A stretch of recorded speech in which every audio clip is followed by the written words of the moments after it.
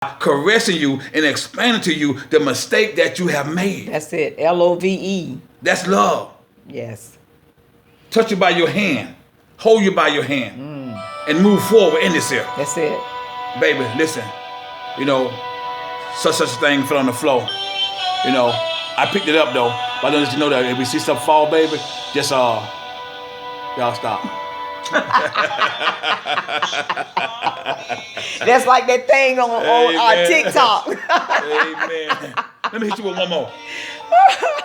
Will you, power couple, make necessary changes to fix what is broken? Will you? Will you, power couples? Oh my God, let me put that in the Will in the you, notes. power couples, make necessary change to Yes. fix what is broken? Yes. Let me do some healing right here now. Because there's some healing on here right now. There's about 2 or 3 people on here right now that need healing taking place.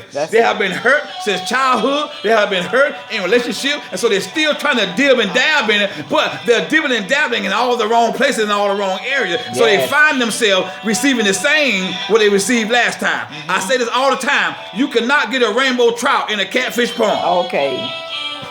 You cannot get a rainbow trout in a catfish pond. So it's time to pack your bags up, get up your tackle gear, and go to this other pond over here. Because that pond got the same old fish over and over that is hurting you, breaking you, and mistreating you.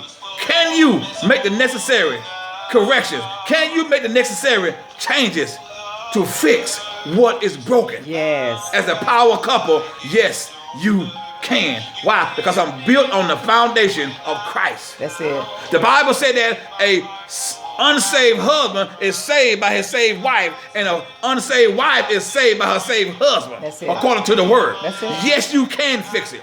My wife prayed for me. Y'all know me. Who that knows me know me. I was out there. My wife prayed for me. Amen. And she asked God to change me, and God said, no, I'm not going to change him. I'm going to change you. Oh my God. And boy, what did I say? And when the Lord changed my wife, I started noticing the change in her. Yes. Because she was an independent woman. She was very spoken, very blunt. She was very arrogant. She had a mouth on her. Oh, come on, somebody. Very independent. Come on, somebody. She was that type of woman. And the more I talked, the more she talked. That's it. You know? And so we kept bumping heads. But one of us got smart. Somebody. And she did. That's it. That's it. And she did. And she started praying for me. Power couple. And then the topic, how bad do you want it? Do you want it bad enough to submit yourself to the voice of God? Not to this flesh, because that flesh will tell you I am strong, black, and independent, and I can do bad all by myself. Read the book. I gave you some excuses that all of us have used. And yes, the information is for single, Dolores.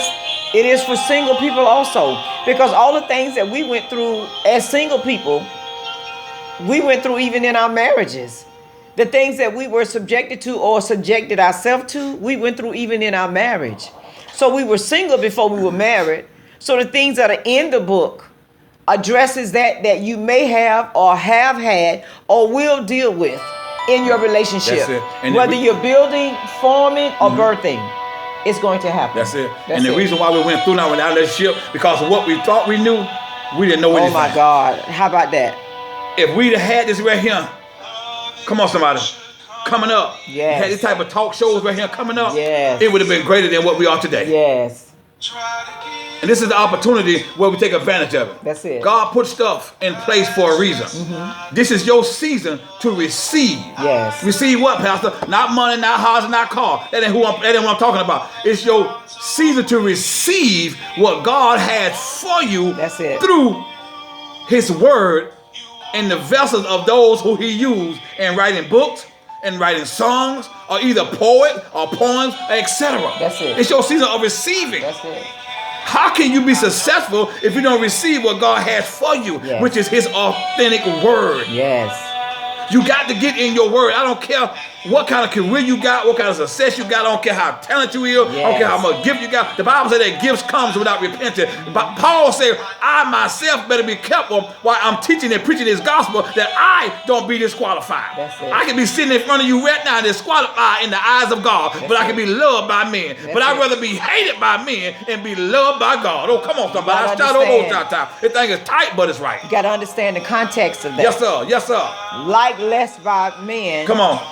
But love more by Christ. Yes, sir. Yes, sir. Because I'm following him. It's not I'm doing popularity. what he said do. It's not about being popular. That's it. It's not about that there. That's it. This is a journey that we own. This is a lonely walk. But we all can do it together. The enemy is out to try to separate us from coming to being that power team that we are. In our marriages. In our marriages. In our ministries. Come on, somebody. Talk to us. In our families. Yes, sir.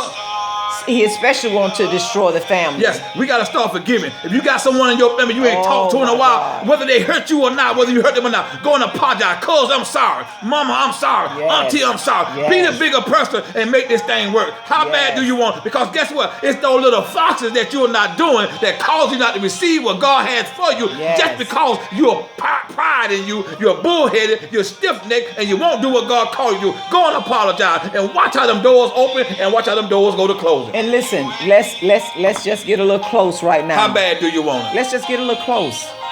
All that broken relationships that you had in your past, broken relationships with your mom, with your dad, come on now, with someone that you were close to, with someone that you love, with that friend. Yes, sir. Yes, Guess sir. what it did? It's destroying you now from building a future strong relationship. Think about it.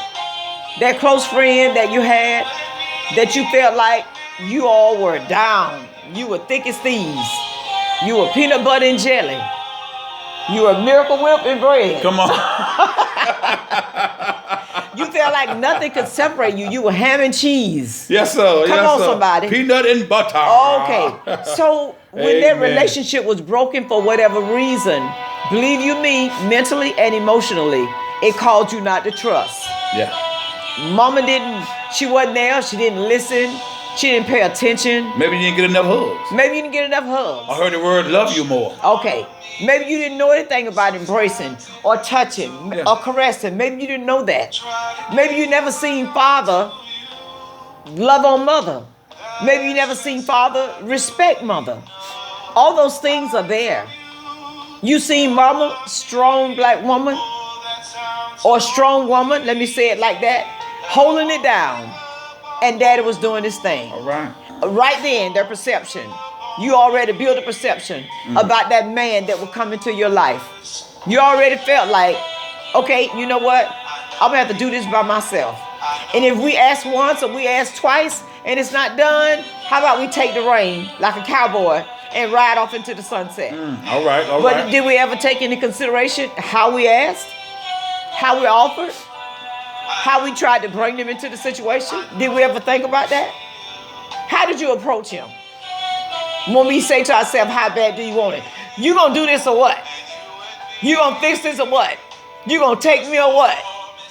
Okay, so the response gonna be, or what? You ever heard you can get more flies with honey? Yes, sir. Or more bees with honey? Yes, sir. Come on. Think about that thing for a reason. How bad do you really want it?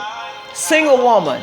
How bad do you want to be able to be a Proverbs 31 woman and prepare for the man of God God is going to send you? Or are you just trying to get it all together on the outside and you still jacked up on the inside? Listen, don't become a wife when you get married. Okay. Don't become a husband when you get married. Already be a wife and already be a husband.